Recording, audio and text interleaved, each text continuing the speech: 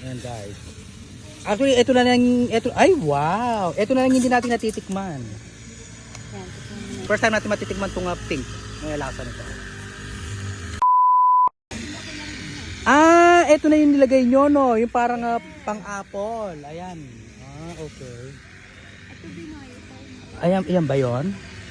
Guys, etong variety na ano, ito yung, ano kasi tawag dyan, te? Red, Taiwan pink guava, red guava. Ah, yung kulay pink, no? Ayan, guys. Actually, ito na lang, ay wow! Ito na lang hindi natin natitikman. Yan, tikman mo na yan. Pwede na yan. Ang sarap. Tsaka, ang cute, no? Ay, upo tayo, guys. Dito tayo. So, ito, guys, first time natin matitikman tong, anong tawag ulit, te?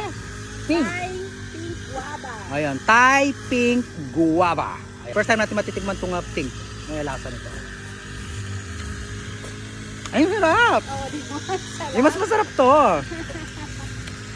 Guys, oh. Di ba? Oh, Oh, di ba? pink talaga. Ay, sarap. Oo.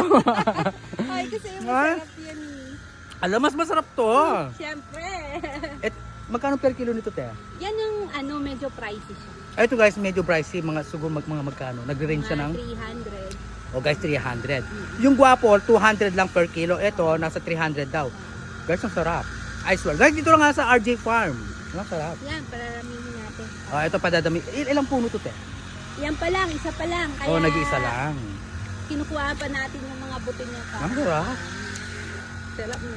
Guys, oo nga. Guys, ito, tsaka yung guwapo, at tsaka to, naging available lang pag may available. So, during picking, pag may picking schedule sila, kung may available, dun sila nakakapagbenta. Oo. Tulad ngayon, walang available, so, wala. Tinikman lang natin, guys. Kasi yan eh, bago pa lang yan. 3 months. Ang tagal. 3 months pala, guys. Hindi ka tulad ng guwapo, no? Mas mabilis, no? Ito, guys, so, nag-iisa lang. Ito yung, ito yun, no? Tapos yung guwapol, ayun. O, ayan ang guwapol, guys. Diba?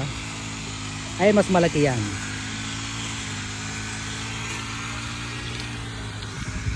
Grabe, ang sarap. Huh? I like it, guys. Kanyaman ako, Mario Joseph. Manyaman so perfect.